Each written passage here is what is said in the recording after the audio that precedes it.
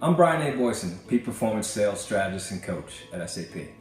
And welcome to episode 3 of the Millennial Sales Life.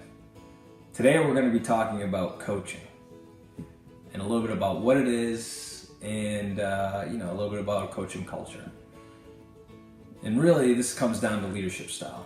And as millennials and really all employees, there's been a huge revolution shift going on from what's called a directive leadership style to more of a coaching style, right? And there's a lot of different pieces in between that journey because it's a large spectrum.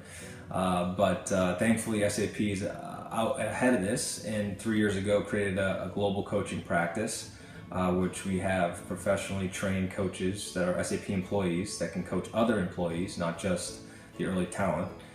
So that's huge. I myself am one of those internal coaches. I've had 28 hours of training, become certified, and so there's a big shift moving in this direction, right? So it becomes a little unclear though, what is coaching and how does it differ from other things like teaching, mentoring, and all that, right? So I'm gonna just give a high level breakdown of 4 different areas that we can talk about and just share some information with you, right? So let's look at it in 2 buckets: a directive culture on one side and then a coaching culture on the other, right? So directive is more traditional companies, have had this. It's telling people what to do and how to do it, right? And this has worked for a long time, especially in sales. Hey, go out there, make 100 calls, set up 15 meetings, you should have X amount of opportunities, get it done.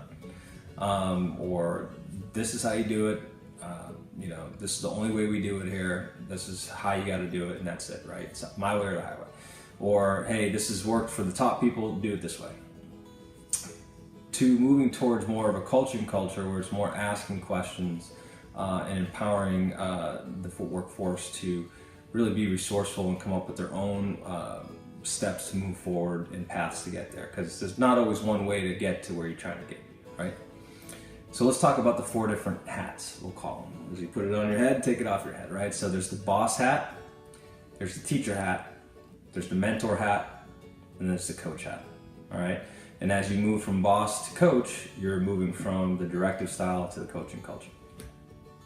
So what's a boss hat, right? The boss hat is the traditional manager that tells people what to do and how to do it, right?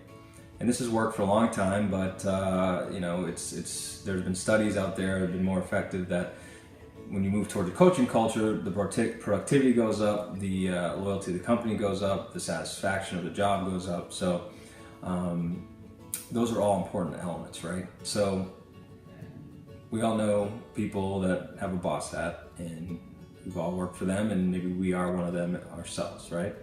So we move further down to teacher hat. Teacher hat passes on knowledge to grow the skills of others. So they have some knowledge, they pass it on to their AE that they're managing, or tell them, hey, here's some information that may help you, right? So this is good. You're sharing some skill sets that someone could look and adopt their own and have some progress and move forward. The next step in the evolution there is the mentor hat, sharing advice or giving guidance on their own experience, how they did it, what worked for them, and having the person that they're managing try that out and do it because it worked for them, so it should work for you, right? And this is, getting there where, hey, you've had the experience, you've done it that way, it works, and maybe it works for them. So that's moving down the spectrum a little bit. And then finally we get to the coach hat, right? And this is really more about asking powerful questions, creating a space for your employee to think through their own thoughts, become more resourceful, come up with their own action steps, and take ownership and accountability for those to move them forward, right? This is a little change in the game a little bit, and takes more time, energy, and effort. It could be a little uncomfortable in the beginning, but if you learn the skill set and you take employees through the process, I can ensure you that they get much more benefit and value, ownership of what they're doing, and it's a great way to work with an employee. So just wanted to share a little bit of information of what a directive culture is versus a coaching culture.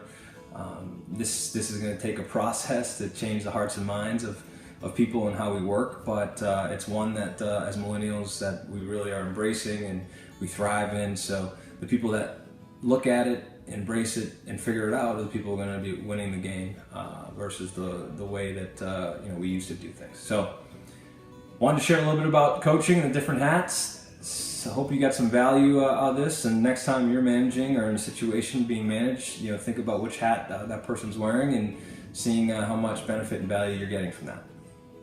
Thanks for tuning in. As always, if you like this, please share it with your community and comment. I'd love to hear from you and exchange and engage in some conversation, and I look forward to our next episode.